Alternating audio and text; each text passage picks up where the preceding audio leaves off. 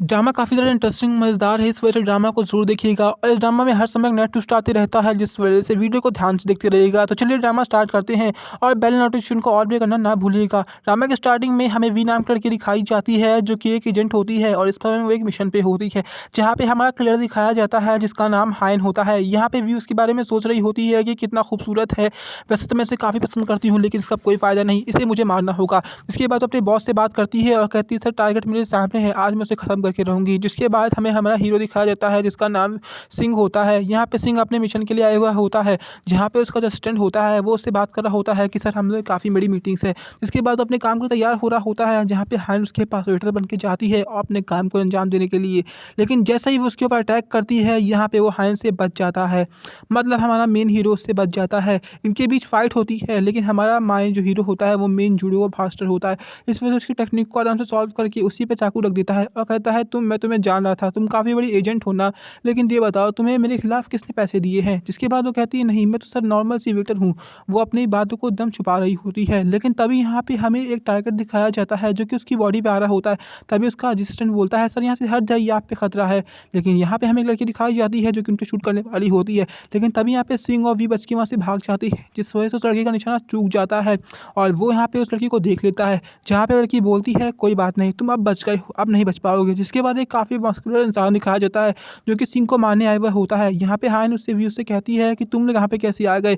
मतलब यहाँ पे दो ग्रुप के लोग होते हैं जो कि एक ही इंसान को मारने के लिए आए हुए होते हैं। जिसके बाद जो वी होती है वो उससे लड़ने लगती है। यहाँ पे जो हमारा मेन हीरो सिंह होता है सब कुछ देख रहा होता है, लेकिन जैसे ही वो वी को हारते हुए देखता है, वो उसे बचाने के लिए आ जाता है और इंसान को मारने लगता है। तभी यहाँ पे उसका असिस्टेंट होता है, वो सबकी फोटो ले लेता है और कहता है बॉस, ये लड़के कितने अच्छे लग रहे हैं, जैसे एक रब ने बना दी जोड़ी। इसी के बाद जो वी होती है वो उससे कहती है कि तुम लोग यहाँ पे कैसे पहुँच गए हो? यहाँ पे इन लोगों के बीच बात चलती है और वो दोनों लोग को यहाँ से भगा दिया जाता है। यहाँ पे जो वी उसे देख रही होती है, तभी सिंह उससे बोलता है देखो छोटी बच्ची, आज मैं तुम्हारी 2 बार जान बचाई है, अब तुम मुझे इसका ट्रीट कैसे दोगी?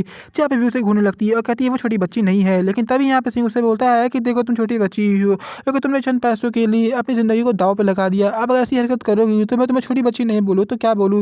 यहाँ पे भी उसकी बातों को सोचने लगती है और गुस्से में उसे अपना हथियार फेंक के वहाँ से चली जाती है और कहती है मैं तुम्हें बाद में देख लूँगी। जिसके बाद जो सिंह होता है सिंह उसे देख रहा होता है।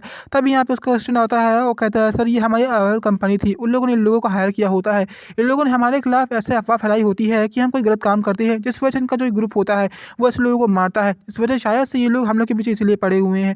यहाँ पे जो वो होता है वी होता है सिंह होता है, उससे कहता है कि ठीक है तुम इस बातों को साफ करो और सारे मैटर को क्लियर करो कि हम लोग ने ऐसा कोई गलत काम नहीं किया है, क्योंकि यहाँ पे हम लोग का बिजनेस चल रहा है और ऐसी बेसी गलती होती रहेगी तो मेरी जान तो जोखिम में रहेगी। जी यहाँ पे तभी उसका असिस्टेंट कहता है सर आपको पता है कि एक और कांड हो गया है। यहाँ पे जो वी होता है सिंह होता है वो कहता है कि तुम्हें देख के तो ऐसा लग रहा है जैसे तुम्हारी वाइफ छोड़ के तुम्हें भाग गई है, या कहिए उसका मजाक उड़ा रहा होता है। तब यहाँ पे उसका असिस्टेंट उसका मजाक उड़ाने लगता है सर मेरी वाइफ तो नहीं, लेकिन आपकी वाइफ ज़रूर आ गई है। यहाँ पे सिंह उसके बारे में चौंक जाता है और कहता है मेरी वाइफ, मेरी तो अभी तक शादी भी नहीं हुई है। तब उसका असिस्टेंट कहता है सर आपको पता है कि आपकी ग्रैंड माँ ने आपकी शादी बुक कर दी है और ये कोई और नहीं, ये हमारे राइवल कंपनी के ही ओनर की बेटी होती है जिससे आपकी शादी करी गई होती है। और जैसा कि आपकी दादी को लग रहा होता है कि आप उनकी कंपनी के खिलाफ काम कर रहे हैं, मतलब कि आप विदेश से जब यहाँ पे आए हैं तो अपनी दूसरी सीक्रेट आइडेंटिटी छुपा रहे हैं और ऐसे छुपाने के प्रेरित कर रहे हैं जैसे आपके पास कोई भी ओनरशिप नहीं है और सर से ही पैसे नहीं है, जिस वजह से आपकी दादी को काफ़ी ज़्यादा आपकी चिंता हो रही थी। इस वजह से उन्होंने कई सारे पैसे देने के बाद अपने हराए हुए कंपनी को आपकी शादी उनसे बुक कर दी। यहाँ पे जो उसका वी सिंह होता है वो कहता है ये क्या, ये मेरे दादा ने क्या कर दिया है? अब ऐसा करो जल्दी जाके मेरे लिए फ्लाइट बुक करो, मुझे डिवोर्स चाहिए। तभी यहाँ पे उसका फ़ोटो दिखाई जाती है जो कि उसका असिस्टेंट ने लिया होता है। यहाँ पे जो वी सिंह होता है वो उसे कहता है एक आइडिया है, तुम इस फ़ोटो को हर जगह वायरल कर दो और ये कहो कि मेरी गर्लफ्रेंड भी है और मेरे साथ कोई बच्चे भी हैं, जिसकी वजह से मेरी शादी टूट जाएगी। जिसके बाद जिससे शादी की गई होती है उनकी मॉम आती हैं और कहती हैं कि आपका ग्रैंडसन बहुत ही बेकार इंसान है, उसकी गर्लफ्रेंड भी है और उसके ज़माना पूरा उस पे थूक रहा है, क्योंकि यहाँ पे वो काफ़ी गलत काम करता है और एक बुरा इंसान है, मतलब उसका कैरेक्टर काफ़ी अच्छा नहीं है। यहाँ पे सारी न्यूज़ उसके पेपर में छपी होती है जो कि उसकी दादी को भी पढ़ रही होती है। यहाँ पे हमें लड़की दिखाई जाती है जिसका नाम हायन होता है। हायन सब सोच रही होती है कि मेरा पति कैसा इंसान है, लेकिन उसे इससे कोई मतलब नहीं है। जैसा उसकी शादी बिना उसके मतलब की गई होती है, तो अब सब जिम्मेदारी उसकी मदर के ऊपर है। यहाँ पे उसकी जो वो दादी होती है वो कहती है मेरा ग्रैंडसन ऐसा हो ही नहीं सकता है, क्योंकि वो काफ़ी अच्छा खून का लड़का है और ऐसा हो ही नहीं सकता। तभी यहाँ पे उसकी ग्रैंड मदर की बेटी दिखाई जाती है, जिसके बाद बोलती है कि आपका लड़का तो बदनाम है, मतलब पूरे शहर में आपके लड़के की इज्जत नहीं है, लेकिन फिर भी हमने अपनी ही बहन की शादी आपसे की है, अब आपको उसे डिवोर्स करना चाहिए और डिवोर्स के बाद आपको कंपनसेशन के लिए दुगनी रकम देनी पड़ेगी, मतलब कुछ $5 करोड़ देने पड़ेंगे।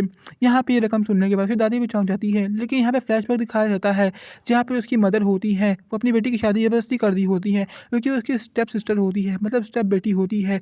और यहाँ पे उसके डैड मरने के बाद बाद जो उसकी बहन होती है वो कहती है कि डैड के मरने के बाद यहाँ पे सारी जायदाद की संपत्ति की मालिक मेरी मॉम हो गई है और उन्हीं के फैसले चलेंगे, जिस पे तुम्हारी शादी करा दी गई है और तुम्हें पता है कि अगर इसका डिवोर्स भी होगा तो तुम्हें हमें दुगनी रकम मिलेगी, नहीं तो हमें 50 करोड़ तो मिल ही जाएंगे।